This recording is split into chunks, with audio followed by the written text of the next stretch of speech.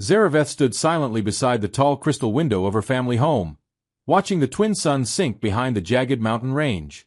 The sky burned with shades of gold and violet, but the beauty of it did nothing to ease the weight in her chest. Behind her, her mother remained motionless, her arms folded tightly, her anger sharp enough to feel without words. Her father had already left the chamber. He had not shouted. He had not argued. He had simply gone, unable to hide his disappointment.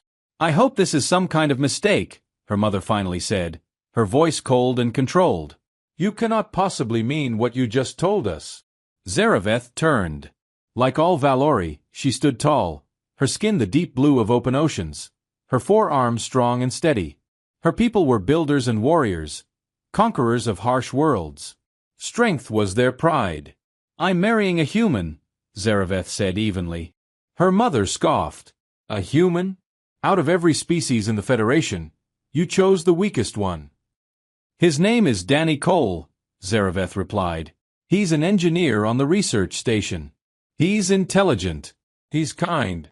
He makes me happy." "Happiness fades," her mother snapped. "Strength endures. What will this human do when danger comes? Hide behind you? Humans break. They tire. They suffocate in vacuum. They are fragile." Zareveth hesitated, then said softly, "I love him." Her mother turned away. "Love will not protect you among the stars." Zareveth had no answer, only certainty in her heart. The wedding was small and quiet. Danny's parents traveled from Earth, a world Zareveth had never seen. They were shorter than her people, softer, constantly smiling. His mother cried openly during the ceremony, which Danny whispered was normal for humans when they felt joy. His father shook Zareveth's hand with surprising firmness. "Take care of him," the man said. "He acts tougher than he is." Zareveth looked at her husband. Danny stood barely 6 feet tall. His hair was perpetually untidy, his brown eyes warm and curious. His hands were rough from years of working with machines. By Valori standards, he was unimpressive. But when he smiled at her, the universe seemed smaller and warmer. They were assigned to the research station Horizon's Edge, far from conflict and deep within Federation territory. Danny worked in engineering, maintaining life support and power systems. Zareveth served in the medical bay. Their quarters were modest but comfortable. Danny filled the walls with images of Earth, snow-covered mountains, endless oceans, golden fields stretching beneath open skies. "That's my home," he said once, pointing to a simple wooden house in one picture. 5 generations of farmers. I was supposed to stay. But you left," she said. "I wanted the stars." Danny had strange habits. He slept for long hours. He exercised daily, running in place and lifting heavy objects without purpose. He ate 3 times a day and complained if meals were late. "Your body doesn't require this," Zareveth once said. Danny laughed, wiping sweat from his brow. "Humans don't get strength for free. If we stop trying, we decay." "That sounds exhausting." "It is," he said. "You get used to it." The rest of the crew treated Danny kindly, but with amusement. He was the only human aboard and clearly the weakest. He tired easily. He healed slowly. Once, a burn from a heated pipe kept him in the medical bay for 2 full days. "Your mate is delicate," Chief Engineer Torn said politely. "He is human," Zareveth replied. "Yes, fascinating creatures. Their planet tries to kill them constantly, and yet they survive." Zareveth had studied human history. It made little sense. They fought endlessly, nearly destroyed their own world, and still spread into the stars. Something about humans did not fit the data. She glimpsed it one night when a fire broke out in engineering. While others retreated, Danny ran toward the flames. He sealed a breach, cut oxygen flow, and contained the fire. He collapsed afterward, burned and coughing. "You could have died," she said later. "Someone had to fix it," he replied simply. When transfer orders arrived, assigning them to the exploration vessel Wandering Star, fear twisted inside her. The outer reaches were lawless. "We don't have to go," she told him. Danny took her hands. "This is what I've dreamed of. Dreams aren't worth your life." "I'll be careful," he said gently. She wanted to believe him. As the ship launched, Zareveth watched Horizon's edge fade into the distance. Danny hummed a song from Earth, about a road that never ended. She didn't know then what waited in the darkness. But she would learn. The wandering star was unlike any ship Zareveth had served on before. It wasn't the largest vessel in the Federation fleet, nor the most heavily armed, but it carried an elegance that spoke of precision and purpose. Its silver hull curved smoothly, designed to weave through asteroid fields and slip past gravitational storms. Every system was built for endurance, not domination. The moment Danny stepped aboard, his eyes lit up. "Look at these engines," he said, almost reverently, crouching beside an open panel. 93% efficiency. Triple-layered life support. Whoever designed this ship actually cared about redundancy. Zareveth smiled. She didn't understand machines the way he did, but she understood devotion. Danny didn't just fix things. He bonded with them. Their quarters were on Deck 4. Small, functional, with a wide viewport that framed the stars like living art. Danny unpacked carefully, placing his Earth photographs back on the walls. The small plant he had kept alive for years went on the desk. Last came an old, worn book with a faded cover. Zareveth picked it up. "What is this?" "The Art of War," Danny said. "Written thousands of years ago by a human strategist." "A book about war?" she asked. "You dislike violence." "I hate pointless violence," he replied. "This book isn't about fighting. It's about thinking. About understanding danger before it reaches you." She studied him. "Have you ever fought?" Danny paused. "A few times. When I was younger." "What happened?" "I learned that being small doesn't mean being helpless," he said with a faint smile. "It just means you can't afford to be careless." The first month of the journey passed quietly.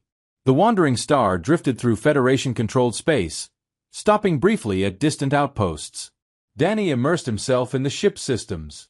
He crawled through maintenance shafts, memorized schematics, and learned every emergency protocol. "You've practically merged with the ship," Zareveth teased one night. "If something goes wrong," he replied, "I want to already know the answer." The security chief, Kovac, a towering Krenian with 4 arms like Zareveth's, sought her out one afternoon. "Your husband is unusual," he said. "Danny unusual?" she asked. "He requested combat training." Zareveth stared. "Danny did." "Yes. I told him our techniques would break his bones. He asked me to teach him anyway." "And?" Kovac shook his head. "He's terrible. Slow reflexes. Weak strikes. But he comes every morning before his shift. Doesn't complain. Doesn't quit." That night, Zareveth confronted him. "Why now?" she asked. Danny didn't joke this time. "Because we're leaving safe space. If pirates attack, security will handle it." "And if they can't?" Danny asked quietly. "If they fall, I won't hide. I won't let anyone take you." She felt a chill. There was something in his eyes she had never seen before, focused, distant, calculating. Then it vanished. He pulled her close. "I'm probably overthinking it." But she didn't forget. On the 62nd day, the wandering star crossed into the outer reaches. Captain Voss called the crew together. His scaled face was stern. "We are beyond regular patrol routes," he said. "Communications will be delayed. Resupply impossible. Assume hostile contact is not a question of if, but when." The mood shifted instantly. Danny worked longer hours. He improved shield efficiency, reinforced bulkheads, modified emergency doors to seal faster. "You're exhausting yourself," Zareveth warned. "I'll rest later. We're safe." Danny met her gaze. His eyes burned with quiet intensity. "Humans didn't survive our world by assuming safety." He took her hands. "We hunted things that could tear us apart. We didn't win because we were strong. We won because we planned." She believed him. She didn't know why, but she did. The attack came without warning. Alarms screamed through the ship. Red lights flashed. Danny was already moving. "I need to get to engineering," he said. "I need the medical bay," she replied. He kissed her quickly. "Go." That was the last time she saw the gentle version of her husband. The enemy ships appeared like shadows, black, angular, efficient. They didn't destroy the wandering star. They crippled it. Engines down. Shields collapsing. Communications dead. Boarding alarms echoed. The scrawl came fast. 7-foot-tall insectoid beings, armored in black chitin, moving with terrifying coordination. Slavers. Killers. Collectors of living cargo. Zareveth reached the medical bay just as the first wounded arrived. Burns. Shrapnel. Chuck. Then the doors exploded inward. Skrull warriors flooded the room. Surrender. One clicked. Dr. Van stepped forward, invoking treaties. They shot him. Zareveth raised her hands. Energy cuffs closed around her wrists. As she was dragged away, only one thought echoed in her mind. Danny is still in engineering. And soon, they would come for him. The cargo bay of the Wandering Star had been turned into a holding pen. Zareveth sat on the cold metal floor with her hands bound in humming energy restraints. Around her, crewmates from 8 different species huddled together. Injured, frightened, silent. Some whispered prayers. Others stared into nothingness. The Skrull moved among them without urgency, tagging prisoners like inventory. Zareveth counted faces. 30. 35. 39. Not Danny. Her hearts pounded harder with each passing moment. "Where is my husband?" she demanded, straining against her bonds. The human engineer. The Skrull guard ignored her. Hours passed. Fear thickened the air. Then the Skrull commander arrived. He was larger than the others, his black shell scarred and cracked from old battles. His presence alone silenced the bay. He scanned the prisoners, clicking irritably. "Manifest shows 47, he said. "I count 44. Captain Voss, bleeding but standing, spoke quickly. 3 crews sealed themselves in engineering. The commander's mandibles twitched. "Then we cut them out." Zareveth felt something inside her break. "Danny." The first explosion shook the ship violently. Lights flickered.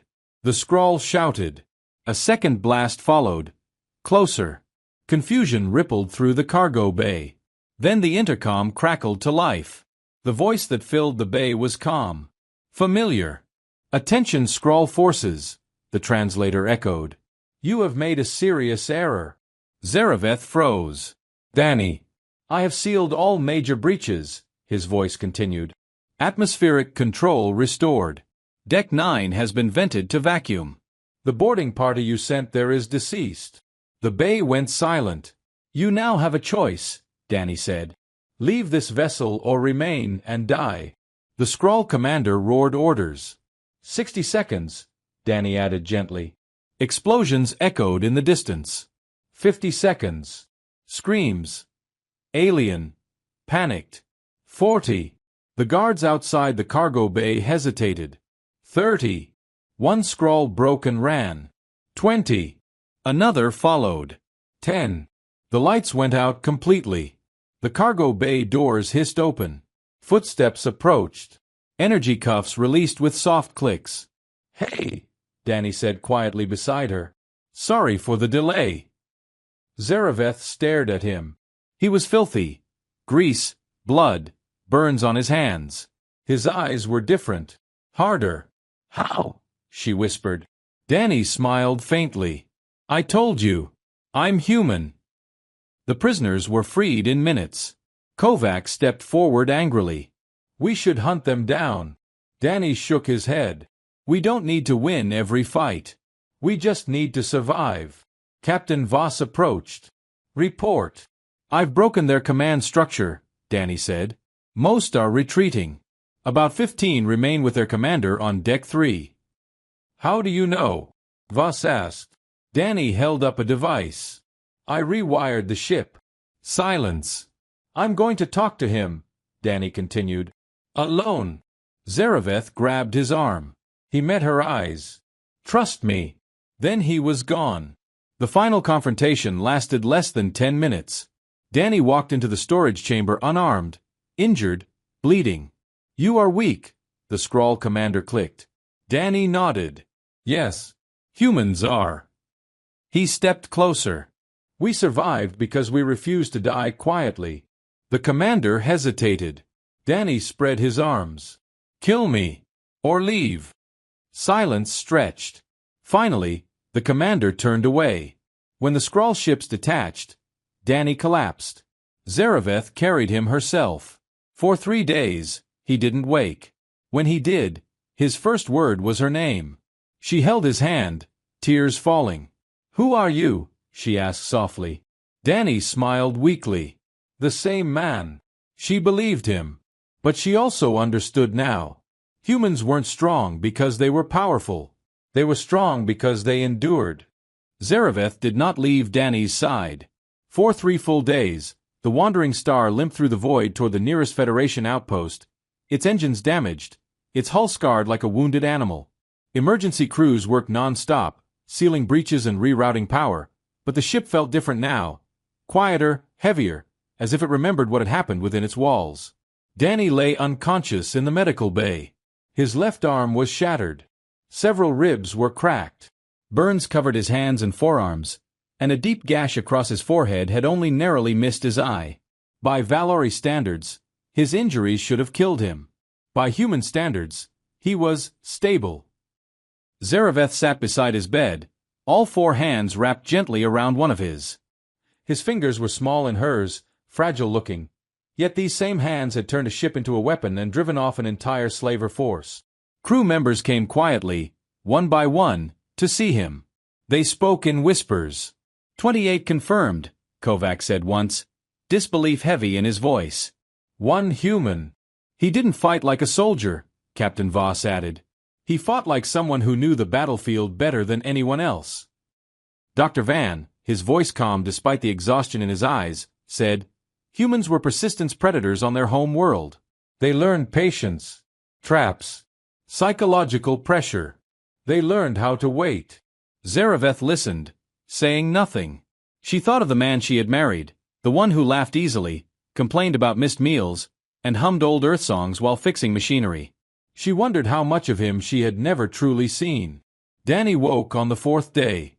His eyes fluttered open, unfocused at first, then locked onto her face. "Zara," he whispered.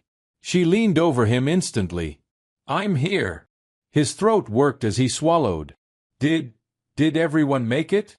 Her hearts tightened. 2 were lost in the initial attack. Everyone else survived. Danny closed his eyes in relief. Good. She waited until his breathing steadied, then asked the question she couldn't keep inside any longer. "Who are you?" Danny turned his head slowly to look at her. He didn't pretend not to understand. "I'm the same person," he said. "No," she replied softly. "The same person doesn't kill that many enemies alone." "Yes," he said quietly. "They do." He shifted painfully, and she supported him. "Humans aren't one thing or another," he continued. "We're not peaceful or violent, weak or strong. We're both. All the time. We just choose which side we show." "But how?" she asked. "You're so breakable." Danny smiled faintly. "Because we had to be." He squeezed her hand. "For millions of years, everything on our planet hunted us. Bigger, faster, stronger. We survived by refusing to give up." She leaned closer. "And when refusing isn't enough, then we make it expensive for anyone who tries to kill us." The wandering star reached the Federation outpost 2 weeks later. An inquiry board was assembled immediately. Danny, still injured, sat before a semicircle of admirals from 6 species. Zareveth waited outside, pacing. "You have no military training," one admiral said. "No combat specialization." "No, sir," Danny replied. "And yet you neutralized a boarding force, killed dozens of attackers, and forced 3 warships to retreat." Danny shrugged. "I read a lot." The admirals exchanged glances. "One book in particular," Danny added. "The Art of War. My grandfather gave it to me." "A human farming elder taught you warfare?" Another admiral asked skeptically. Danny smiled. "He taught me how to survive." "And if your deception had failed?" an admiral asked. Danny didn't hesitate. Then I would have fought until they were gone, or I was. The room fell silent. That is not a threat, Danny continued calmly. It's just how humans are wired. Danny was promoted to chief engineer. The crew returned to the wandering star, but something had changed. People watched Danny differently now. Not with fear, but with respect. Zareveth noticed it too. Humans aboard the station walked with quiet awareness. They stood together instinctively. They didn't seek conflict, but they never ran from it either. That night, Zareveth and Danny stood together on the observation deck. "You're terrifying," she said softly. Danny laughed. "I get that a lot lately." She wrapped her arms around him. "And I love you." He rested his head against her chest. "I love you too." Far away, the scrawl would tell stories about a ship that should have been easy prey, and a human who made them pay dearly for their mistake. And across the galaxy, some would laugh. Others would listen. The wandering star remained docked at the Federation outpost longer than scheduled. Repairs took time, but the real delay came from the attention. Word spread fast. Not official reports or sanitized briefings. Stories. Whispers traded in mess halls and docking bays. A human engineer. A disabled ship. Slavers who boarded expecting easy prey and fled in panic. Some versions exaggerated. Others didn't exaggerate enough. Zareveth heard them all. They say he vented an entire deck with no hesitation. They say he spoke to the invaders like a teacher scolding children. They say he threatened to die just to take them with him. Each version carried the same truth. The scrawl had not been beaten by strength. They had been broken by resolve. Danny, meanwhile, hated the attention. "I just did what anyone should have done," he told her as they walked the station corridors. His arm was still in a brace, his movement careful. "I didn't want them hurting anyone." "But not everyone could have done it," Zareveth replied. Danny didn't answer. The Federation held a closed strategic council 3 days after Danny was cleared for medical care.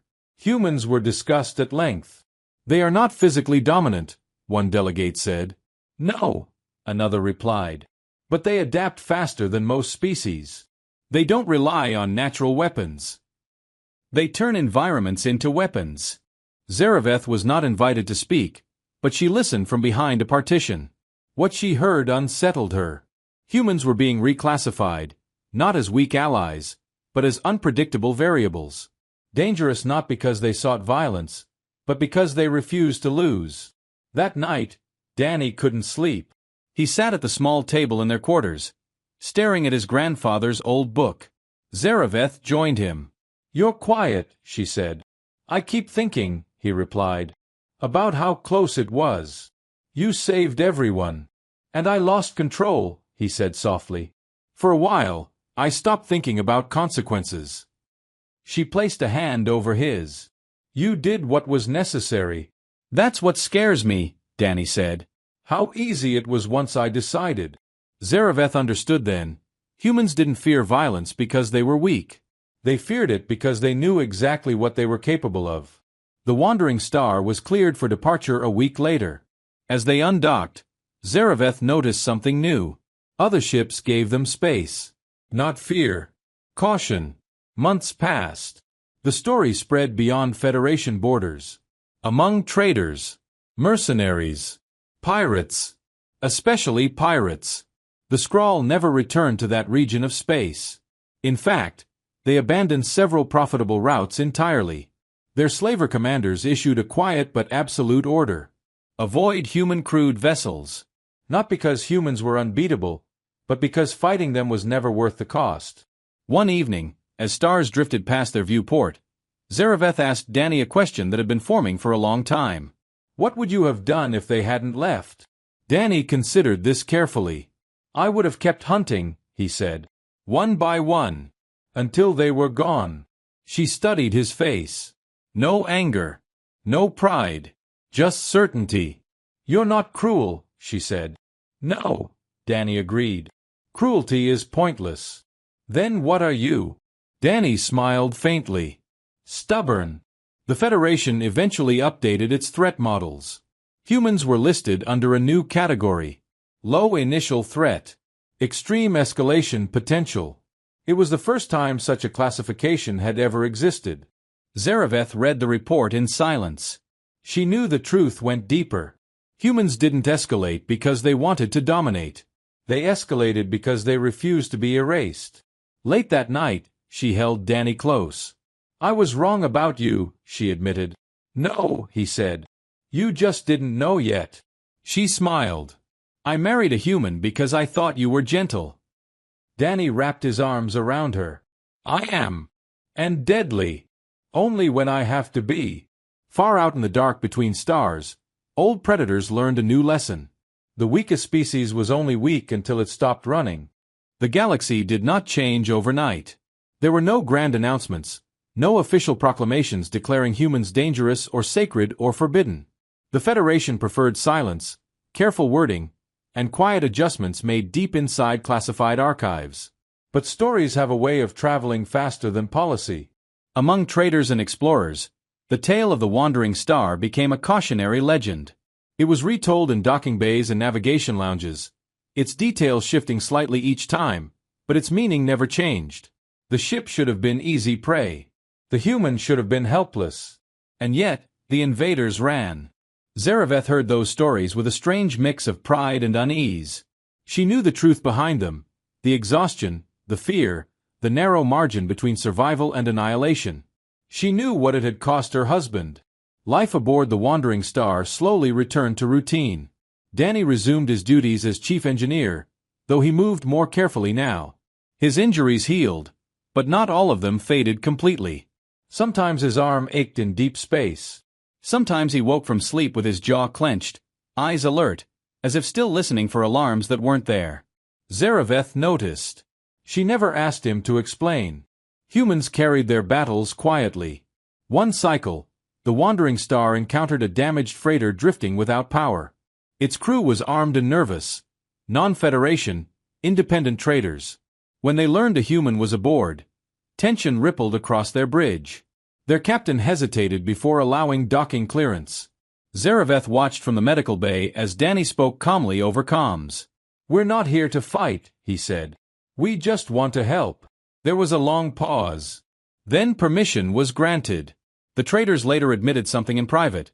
They had prepared to defend themselves, not from weapons, but from what they had heard humans could do when threatened. Danny never mentioned it. The Federation Council eventually issued a quiet advisory to its members. Do not underestimate human resilience. That was all. No warnings. No fear-mongering. Just a single sentence. It was enough. One night, long after repairs were complete and the stars drifted peacefully past their viewport, Zareveth asked the question that lingered in her heart. "Do you regret it?" Danny didn't answer right away. "Regret what?" he asked. "What you became," she said softly. Danny leaned back, staring at the stars. "No," he said after a long pause. "But I regret that it was necessary." She moved closer to him. "You didn't choose violence." "I chose survival," he replied. "There's a difference." She nodded. Her people had fought because they were strong. Humans fought because they refused to disappear. Far beyond Federation space, among the Skrull, the story changed again. They no longer spoke of a single human. They spoke of a species that looked harmless, a species that smiled and negotiated and built fragile things, a species that avoided conflict until there was no other option, and then, when pushed too far, a species that did not stop. The Skrull began marking ships differently, not by weapon loadouts, not by armor thickness, by crew composition. If humans were aboard, the cost was deemed unacceptable. Zareveth understood now why humanity had survived its violent world. Not because it was strong, not because it was united, but because it was stubborn beyond reason. Humans didn't fight to conquer. They fought to protect. And once that line was crossed, there was no retreat. On their final night before entering another uncharted region, Zareveth and Danny stood together, watching distant stars burn silently. "You know," she said, "my people believed strength was something you were born with." Danny smiled. "We never had that luxury." She looked down at him, all four eyes soft. "I was afraid when I married you." "I know." I thought you were fragile. Danny chuckled. Fair assessment. She tightened her embrace. I was wrong. No, he said gently. You just didn't know yet. Somewhere in the darkness, the galaxy continued its endless cycles of conquest and survival. But a lesson had been written into its memory. Be careful with humans. They do not seek war. They do not crave domination. But if you threaten what they love, their people, their home, their family, they will show you why they survive a world that tried to kill them every single day. And you will not survive the lesson.